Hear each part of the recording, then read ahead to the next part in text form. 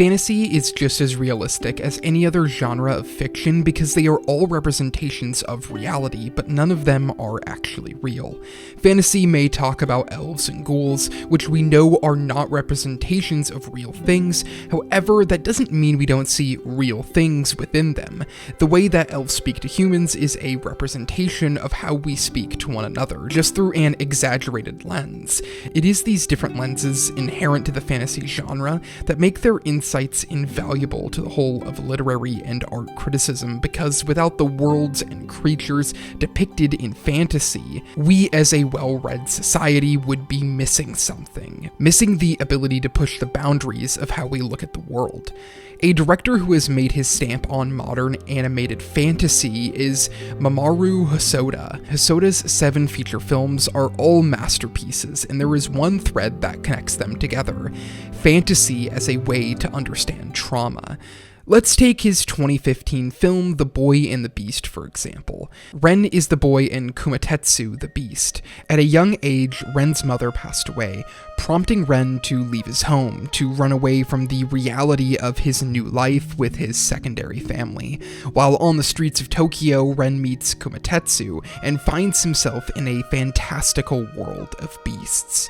Throughout the film, both Ren and Kumatetsu work through their trauma together, and through this fantasy world, Ren is able to come to terms with the death of his mother and the eventual resurgence of his father, who left him when he was even younger. In the world of the beasts, Ren is able to move forward. I often wonder why I'm so drawn to fantasy stories when I hear so many others say that they can't pursue the genre because it isn't realistic enough. That is a point of view that I try my hardest to be sympathetic with, but ultimately struggle to understand. The Boy and the Beast delves into the realism of losing a loved one and the complicated nature of a true found family, and the results of the movie speaks for themselves, weaving a narrative about how to move forward after the most difficult things in your life. However, I fear that many may take the wrong message from The Boy and the Beast and from other of Hosoda's films. That fantasy is inherently young adult, that it can only find its value when depicting younger people coping with the realities of growing up. I think this is simply false. Yes, most of his movies have a teenage main character who uses fantasy elements to overcome the trauma of a difficult family home, but we know that correlation and causation are often confused, and Hosoda offers up a counterpoint in his own filmography with Wolf Children. Wolf Children is the story of a single mother, raising 2 kids who are half human, half wolf.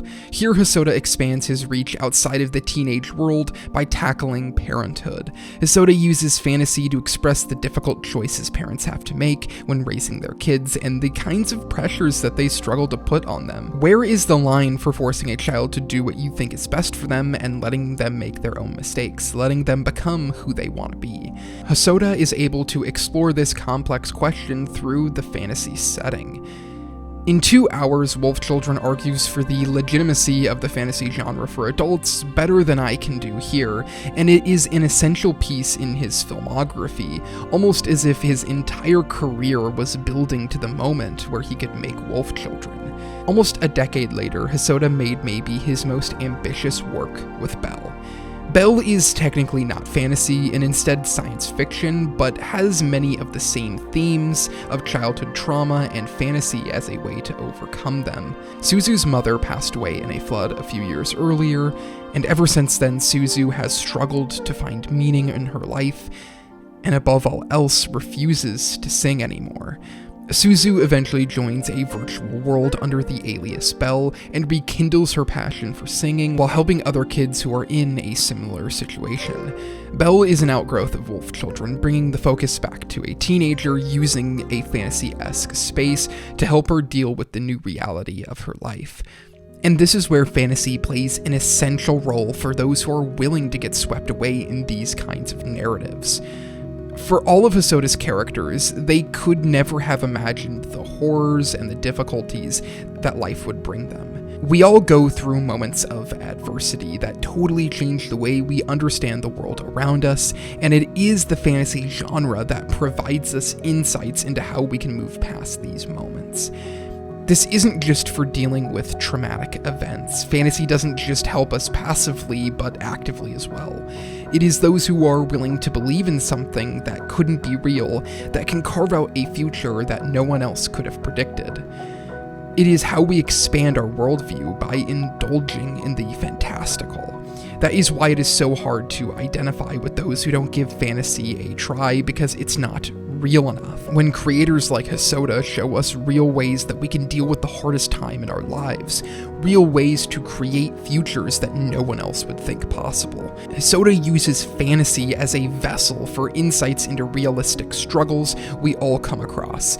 All of his films have this idea baked into them, coming with the territory for making great fantasy stories.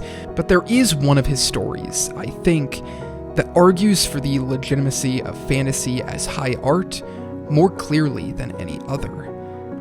And that is at the inception of his career as a director with the 20-minute short Digimon Adventure. The Digimon Adventure short is an introduction to the world of Digimon, where two young boys find an egg that turns out to be a digital creature. The Digimon grows quickly from a cute little creature to a monster that has the power to wipe out an entire town. While this short is used to launch a series that will span decades, through strong direction and subtle storytelling, Hosoda makes it into a piece of art that stands on its own.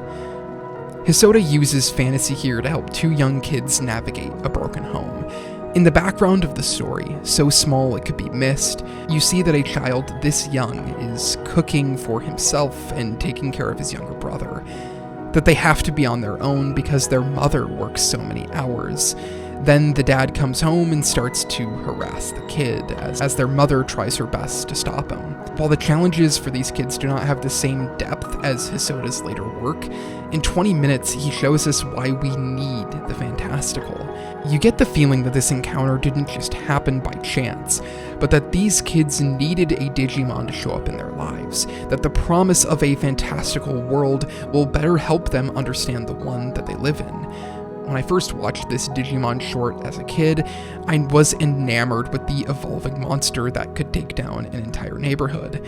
But now that short leaves me feeling empty, knowing that those kids will have to go back home without a Digimon and have to navigate through a difficult home life.